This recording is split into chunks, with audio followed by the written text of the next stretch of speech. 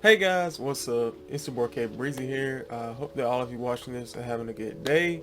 And in today's video, I'm gonna be going over and kind of letting you know what all you should be expecting in this week's upcoming update. So if you want that sniper that just hits you out of nowhere to have his game be corrupted, you have to just reinstall the whole game, and you just want some good luck in your next match of Warzone, be sure to let me know down below by clicking that like button. And if you're new to the channel, be sure to subscribe and hit that bell icon, because then you don't have to worry about missing out on some of the latest Call of Duty news or a post from this channel.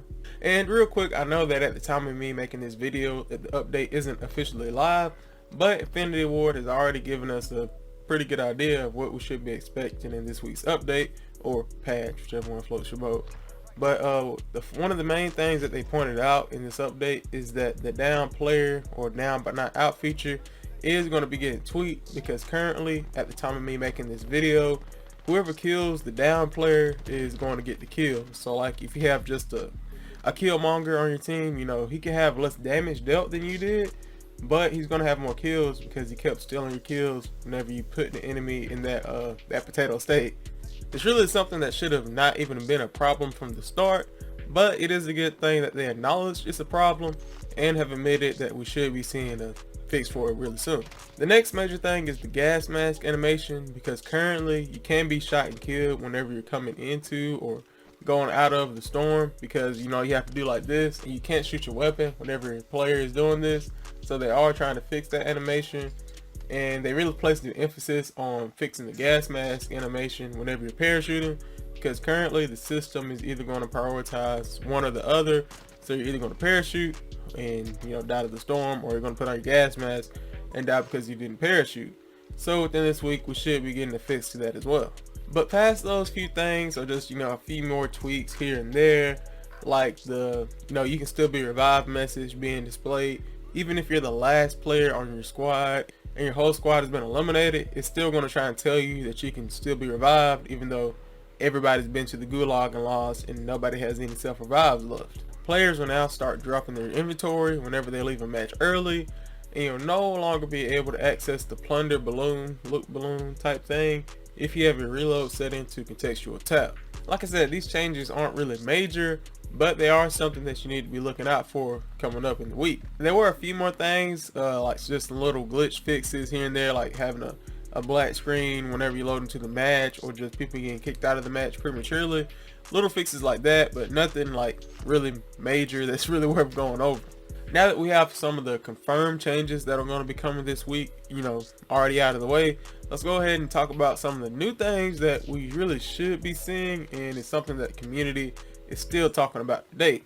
And I think at the top of this list is having a 4-player squad, solos, and duos mode, because I don't really know why they went and did an Apex Legends, but at the launch of the game, all we had was trios. And trios is fun if you have a good, competent squad that can shoot and breathe at the same time. I'm not exactly sure when we're going to start seeing these new modes, or really modes that should have been in the game from the start of the game, but I mean, it's definitely being worked on by the devs, because even within the early game files, like months ago when we knew that Warzone was coming out, we knew that originally it was intended for 200 players, but I'm guessing that somewhere down the line, possibly for because of performance issues, that it got cut down to 150 players, and the only mode to be pushed out was trios. And the main thing, it wouldn't even be that bad. It's just that the randoms in this game, like every blue moon, I found somebody who I can talk to, knows how to give good call outs, and is all around decent or good player. But the majority of the time is people with no microphones that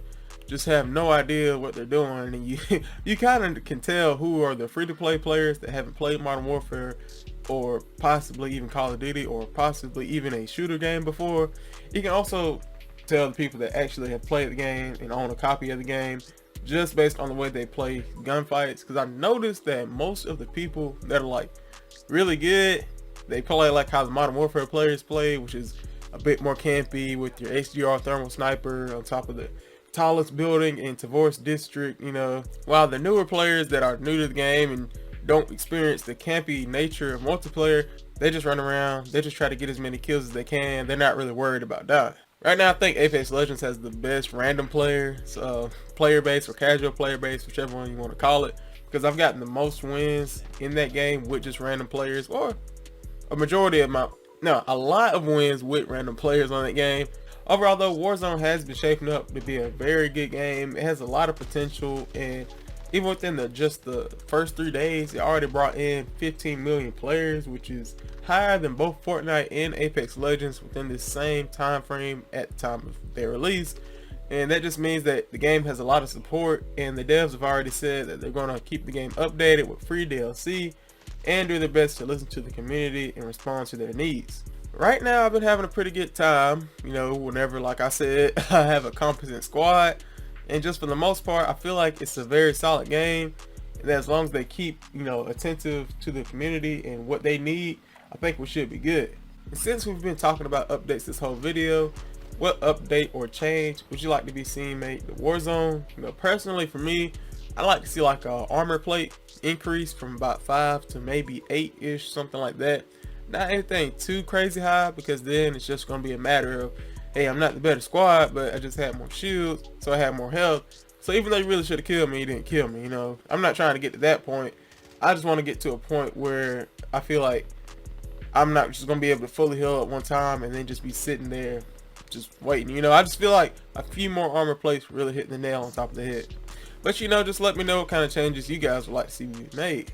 But thank you guys so much for watching. If you're new to the channel, be sure to subscribe and hit that bell icon, because then you don't have to worry about missing out on some of the latest Call of Duty news or a post from this channel. And if you enjoyed today's video, please consider leaving a like, because that really helps me out and lets me know what kind of videos that you guys like to watch. Also, be sure to comment down below how you feel about Warzone currently, or just, you know, any video ideas that you have in general. Thank you guys again so much for watching, and as always, it's your boy KB, signing off. Peace.